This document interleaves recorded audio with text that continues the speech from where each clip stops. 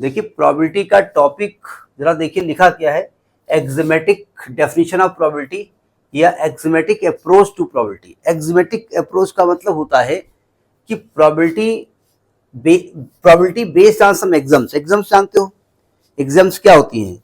Exams वो theorem होती हैं जो विदाउट प्रूफ हम एक्सेप्ट करते हैं, है ना। हम उसका प्रूफ नहीं करते, हम उसको डायरेक्ट एक्सेप्ट कर लेते हैं कि वो सही है, ठीक है।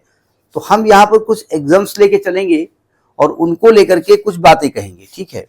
अभी हम प्रोबेबिलिटी की डेफिनेशन जो फार्मूला पढ़ा ना अपने इंटरमीडिएट में, number of event upon number of sample space, उस फार्मूले की बात नहीं करने जा रहे हैं, ठीक है। हम उस फार्मूले को ड्राइव करके लेके आएंगे यहाँ पर।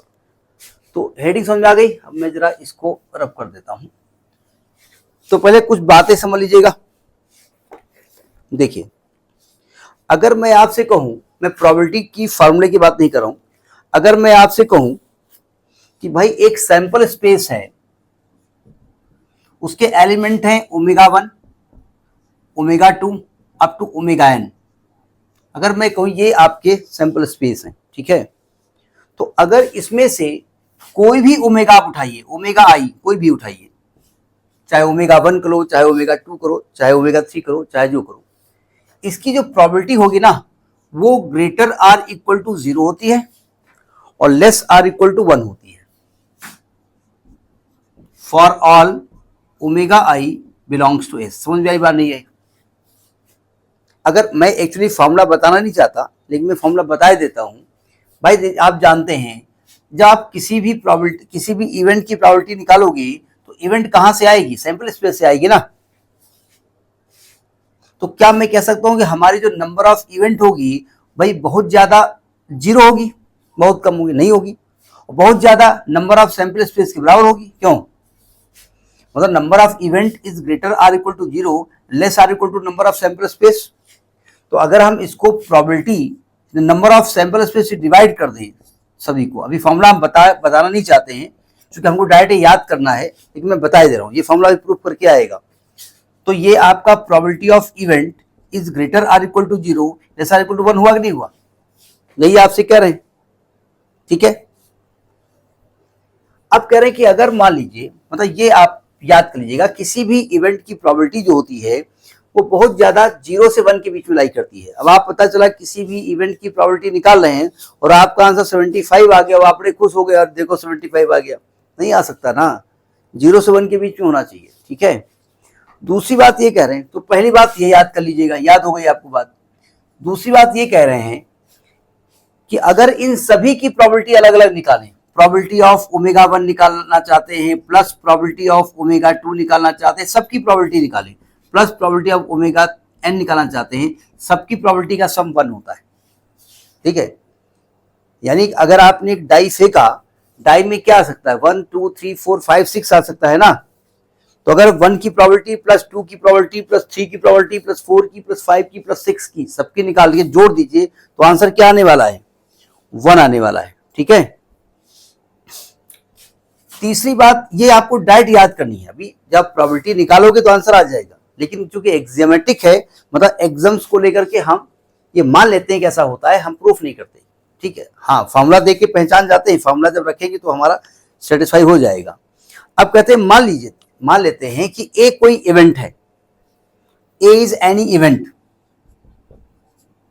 ए is any event. Any event का मतलब कहां से निकल के आई होगी? मैं अगर एनी इवेंट कहूंगा तो कहां से निकल के आई होगी? इस सैंपल स्पेस से निकल के आई होगी ना। तो अगर मैं कह दूं कि भाई ए क्या है, मान लेते हैं यहां से निकल के जो आई है वो ओमेगा 1 है, ओमेगा 2 है, ओमेगा 3 है, इतना निकल के आई, और आप ए की प्रोबेबिलिटी निकालना चाहते हैं, प्रोबेबिलिटी ऑफ ए निकालना चाहते हैं, तो आप क्या निकालना चाहते हैं? आप ओमेगा 1 की प्रोबेबिलिटी प्लस ओमेगा 2 की प्रोबेबिलिटी प्लस ओमेगा 3 की प्रोबेबिलिटी निकालना चाहते हैं। यानी आप निकाल रहे हैं probability of omega 1 plus probability of omega 2 plus probability of omega 3। नहीं समझे भाई? जैसे मान लीजिए मैं डाई की बात करता, तो डाई में सैंपल स्पेस क्या होता है? 1 होता है, 2 होता है, 3 होता है, 4 होता है, 5 होता है, 6 होता है, और आपने इसमें से एक इवेंट निकाली ए, ऑड नंबर 1 3 5। तो आप अगर प्रोबेबिलिटी ऑफ ए निकाल रहे हैं तो आप निकाल क्या रहे हैं? आप निकाल रहे हैं probability of 1 plus probability of 3 plus probability of 5, ये निकाल रहे हैं, नहीं समझे? वो एक अलग की बात है, हमारे पास फार्मूला होता है number of event upon number of sample space, लेकिन आप निकाल क्या रहे हैं?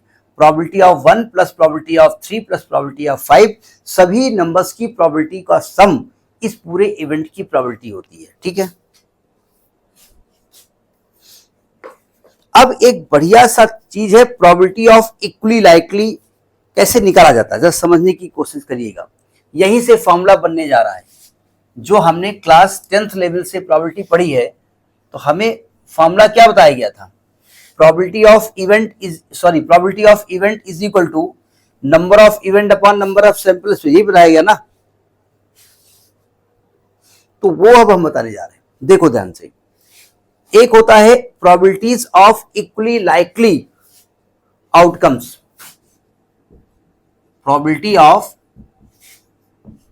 Equally likely outcomes. क्या आप बता सकते हैं इक्वली लाइकली का मतलब क्या होता है? इक्वली लाइकली का मतलब क्या होता है, इसकी अगर हिंदी हम पूछें? हाँ, मतलब सबकी प्रोबेबिलिटी होने की संभावना से, हम एक फॉर्मूले की बात नहीं कर रहा हूं, जो प्रोबेबिलिटी की बात कर रहा हूं मैं। यानी कि आप अगर डाई फेंकते हो तो 1 की आने की प्रोबेबिलिटी वही है जो 2 की है, जो 3 की है, जो 4 की है और 5 की है, ठीक है? तो अगर मैं एक सैंपल स्पेस ले लेता हूं S, omega 1, omega 2 up to omega n, मैं ये सैंपल स्पेस ले लेता हूं और मैं कह रहा हूं कि जो ओमेगा 1, ओमेगा 2 हैं, ये जो इवेंट्स हैं, आउटकम्स हैं, ये इक्वली लाइकली हैं, ठीक है? तो अगर हम प्रोबेबिलिटी ऑफ ओमेगा i निकालते हैं किसी भी इवेंट की, तो उसको हम P मान लेते हैं। क्या मान लेते हैं? P मान लेते हैं कि प्रोबेबिलिटी ऑफ ओमेगा i जो है वो P है। For all omega i belongs to S, ये हम P मान लेते हैं। और P की जो वैल्यू है वो 0 से 1 के बीच में लाई करती है, जानते हो कोई भी प्रोबेबिलिटी होगी वो less or equal to 0, greater equal to 0, less or equal to 1 है, ठीक है? तो अगर मैं आपसे कहूं कि आप प्रोबेबिलिटी ऑफ ओमेगा i जो है उन सबका सम निकालो, तो आप कहेंगे यानी प्रोबेबिलिटी ऑफ ओमेगा 1 निकालेंगे प्लस प्रोबेबिलिटी ऑफ ओमेगा 2 निकालेंगे प्लस प्रोबेबिलिटी ऑफ ओमेगा 3 निकालेंगे plus so on plus probability of omega n निकालेंगे, ये आप कह रहे हो ना? और ओमेगा 1 की प्रोबेबिलिटी क्या है? P। ओमेगा 2 की प्रोबेबिलिटी क्या है? P। ओमेगा 3 की क्या है? P। यानी सबकी प्रोबेबिलिटी P है ना? P plus P plus P plus so on plus P, यही है ना? यानी सबकी प्रोबेबिलिटी NP हो गया ना? अच्छा, सिग्मा ओमेगा i क्या बताया गया था? अभी हमने कहा था 1 होता है। सिग्मा ओमेगा i मतलब आप पूरा ओमेगा ले रहे हो ना, ये यहां से लेकर के यहां तक, तो पूरा सैंपल स्पेस ले रहे हो, तो टोटल प्रोबेबिलिटी 1 होती है, आप जानते हैं। तो क्या NP इज इक्वल टू 1 हो गया, तो N की वैल्यू क्या आएगी? 1 अपॉन P आएगी ना? या P की वैल्यू क्या आएगी? 1 अपॉन N आएगी। यानी P is equal to 1 upon N आ गया, या N is equal to 1 upon P आ गया। समझ में आई बात? नहीं आई? यानी कि एक, फिर समझिएगा, अगर यहां पर n events, n sample point हैं, n सैंपल पॉइंट हैं, तो हर एक सैंपल पॉइंट की प्रोबेबिलिटी 1 अपॉन n होगी। नहीं समझे? जैसे मान लीजिए अगर डाई हम फेंकते हैं 1 2 3 4 5 6, ये डाई होता है, एक से अधिक डाइस होता है, इसमें कितने सैंपल पॉइंट है? 6 है ना? तो हर एक सैंपल पॉइंट के होने की प्रोबेबिलिटी 1/6 है कि नहीं है? यही तो आपको फॉर्मूला बन के आया है, ठीक है? अब अगर हम एक काम करें, यहां पर अगर मैं नंबर ऑफ सैंपल स्पेस तो m है, n है, और हम इसमें से इवेंट निकालते हैं, नंबर ऑफ इवेंट हमने m निकाल ली, ठीक है? तो अगर आपसे हम प्रोबेबिलिटी ऑफ इवेंट निकालना चाहते हैं, तो हम एक्चुअली में m एलिमेंट्स की प्रोबेबिलिटी निकाल रहे हैं ना? समझिएगा, सैंपल स्पेस में कितने सैंपल पॉइंट हैं? n सैंपल पॉइंट है ना? हर एक सैंपल पॉइंट की प्रोबेबिलिटी 1/n है। आपने इवेंट में कितने एलिमेंट निकाले? m निकाले हैं ना? तो अगर मैं कहूं कि m एलिमेंट की प्रोबेबिलिटी क्या होगी, तो आप कैसे निकालोगे? तो आप कहोगे भैया पहले वाले की 1/n, दूसरे वाले की 1/n, तीसरे वाले की 1/n, कितने बार? टू m टाइम्स, यही तो होगा ना। तो क्या मैं कह सकता हूं ये m/n होगा? अगर ध्यान से देखो तो भैया m क्या होता है? नंबर ऑफ इवेंट है ना, और n क्या होता है? नंबर ऑफ सैंपल स्पेस है ना। तो क्या यही प्रोबेबिलिटी ऑफ इवेंट का फॉर्मूला आपने पढ़ा कि नहीं पढ़ा? Number of event upon number of sample space. यही प्रूव कराना चाहते थे हम, यही हम क्लास 10th से लेकर के डायरेक्ट पढ़ते हुए चले आ रहे हैं। फॉर्मूला क्लियर हो गया आपको? ठीक है, जैसे समझिएगा, जैसे हमको इसमें एक एलिमेंट का 1/6 है, दूसरे का 1/6 है, तीसरे का 1/6 है, हमने इवन नंबर निकाले, तो इवन नंबर में 2, 4, 6 निकाल रहे हो ना। तो अगर हम इस इवेंट की प्रोबेबिलिटी निकालें तो 2 की 1/6, 3 की 1/6, 4 की 6 की 1/6, ये 3/6 है ना, 1/2। अगर यहीं पर हम फॉर्मूला लगाते थे नंबर प्रोबेबिलिटी ऑफ इवेंट, तो नंबर ऑफ इवेंट है 3, नंबर ऑफ सैंपल स्पेस है 6, तो 1/2 आया कि नहीं आया? राइटिंग समझ में आ रही? थोड़ा गंदा लिख रहे हैं, समझ में आ रही है ना। तो ये कहलाता है एक्जिमेटिक डेफिनेशन ऑफ प्रोबेबिलिटी, और ये डेफिनेशन ऑफ प्रोबेबिलिटी जो क्लास 12th में हम पढ़ते हुए आ रहे हैं ना, क्लास 9, 10th में, उसका एक प्रूफ आपको मिला। समझ में आ गई बात? जैसे मैं एक एग्जांपल लेता हूं, यहां पर एक्जिमेटिक का कंसेप्ट लेता हूं, नोट कर लिया है ना। मैं एक एग्जांपल लेता हूं, देखिए अब पढ़ रहे हैं हम, उसको लिखते भी जा रहे हैं, समझाते जा रहे हैं कि हम कह क्या रहे हैं। हमने कहा कि find the probability that getting the sum more than 7 when 2 dices are rolled simultaneously. दो डाइस को हमने रोल किया। फिर समझ लीजिएगा, 2 डाइस को आप जब रोल करते हैं तो सैंपल स्पेस क्या आने वाला है? 1, 1 आने वाला है, 1, 2 आने वाला है, इसी प्रकार से 6, 6 आने वाला है ना। नंबर ऑफ सैंपल स्पेस कितना आएगा? 36 आएगा, नहीं आएगा? अब जरा एक्जिमेटिक प्रोबेबिलिटी में जो अभी हमने आपको इक्वली लाइकली इवेंट्स का प्रोबेबिलिटी बताई है, ये बताओ इसमें कितने सैंपल पॉइंट हैं? 36 है ना। तो हर एक इवेंट के होने की प्रोबेबिलिटी 1/36 होगी। मैं फॉर्मूला अप्लाई नहीं करने जा रहा हूं। हर एक इवेंट, हर एक सैंपल पॉइंट के होने की प्रोबेबिलिटी 1/36 होगी ना। और कह रहे हैं भैया देखो ऐसा है कि हम 2 डाइस फेंक रहे हैं और सम 7 से मोर आए, तो 7 से मोर आने के चांसेस ये हो सकते हैं कि सम 8 आ सकता है, नहीं आ सकता है? 8 कब कब आएगा? पहले में 1 होगा, दूसरे में 6 होगा, तो 8 आएगा नहीं। पहले में 2 होगा, दूसरे में 6 होगा, तो पहले में 2 होगा, दूसरे में 6 होगा। पहले में 3 होगा, दूसरे में 5 होगा। पहले में 4 होगा, दूसरे में 4 होगा। पहले में 5 होगा, तीसरे में 3 होगा।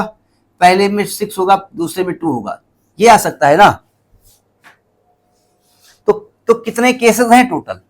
नंबर ऑफ केसेस अगर लिखें आपसे तो कितने केसेस हैं? 1, 2, 3, 4, 5 केसेस है ना। अच्छा, ये सम हमें लेके जाने हैं, हम प्रोबेबिलिटी का फॉर्मूला नहीं लगा रहे हैं। अगर मैं 9 सम लेके आता हूं, क्योंकि हमसे कहा गया 7 से मोर सम आए, 9 सम कम आएगा? पहले में 1, दूसरे में 6 नहीं आएगा। पहले में 2, दूसरे में 6 नहीं आएगा। पहले में 3 से स्टार्ट होगा।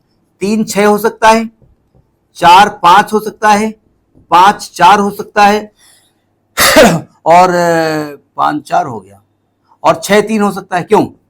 तो टोटल केस 1, 2, 3, 4 हो सकते हैं ना। 9 वाला केस हो गया। अच्छा, अगर 10 सम लाना चाहते हैं तो क्या होगा? कहां से शुरू होगा? 1, 6 से काम चलेगा नहीं। पहले में 2, दूसरे में 6 नहीं होगा, 3, 6 नहीं होगा, 4, 6 से स्टार्ट होगा। मतलब पहले में 4, 6, पहले में 4, दूसरे में 6, फिर एक में बढ़ाते जाओ, दूसरे में घटाते जाओ। पहले में 5, दूसरे में 5, पहले में 6, दूसरे में 4। कुल केसेस 3 हो गए ना। अच्छा, मैं अगर कहूं 11 में सम लेना चाहता हूं तो भाई कहां से स्टार्ट होगा? 5, 6 से स्टार्ट होगा। 5, 6 होगा और 6, 5 होगा, यानी 2 केस हो गए।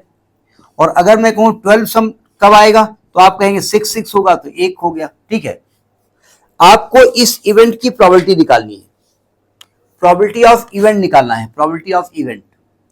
यानी कि प्रोबेबिलिटी ऑफ 8 सम आए प्लस प्रोबेबिलिटी ऑफ 9 सम आए प्लस प्रोबेबिलिटी ऑफ 10 सम आए प्लस प्रोबेबिलिटी ऑफ 11 सम आए प्लस प्रोबेबिलिटी ऑफ 12 समय। क्यों? अब बताओ, एक सैंपल पॉइंट की प्रोबेबिलिटी 1/36 है ना, तो बताओ 8 में कितने सैंपल पॉइंट आ रहे हैं? 5 सैंपल पॉइंट आ रहे हैं ना, तो 8 आने की प्रोबेबिलिटी 5/36 होगी कि नहीं होगी? 9 आने की प्रोबेबिलिटी 4/36 होगी, 10 आने की प्रोबेबिलिटी 3/36 होगी, ये 2/36 होगी, ये 1/36 होगी। तो 5 4 9 3 12 1 13 तो 15, 15/36, 3 से काट दो, 30 15 12, 5/12 होगी। समझ में आई बात? नहीं आई तो तरीका समझ में आया ना। हमने यहाँ प्रोबेबिलिटी ऑफ इवेंट का जो फॉर्मूला होता है number of event upon number of sample space का फॉर्मूला यूज नहीं किया, सैंपल पॉइंट से निकाला कि एक सैंपल पॉइंट का 1/36, जितने सैंपल पॉइंट है उसे मल्टीप्लाई करते चले गए, सबको ऐड कर दिया, ये वैल्यू आ गई। तो ये एक्जिमेटिक अप्रोच है, यानी कि यहां मैं प्रोबेबिलिटी का कोई भी कॉन्सेप्ट प्रूफ नहीं कर रहा हूं, मैं एक कॉन्सेप्ट है, एक एग्जाम्स है, एक माना गया है, उस मानने के आधार पर इसको किया है। समझ में आई बात?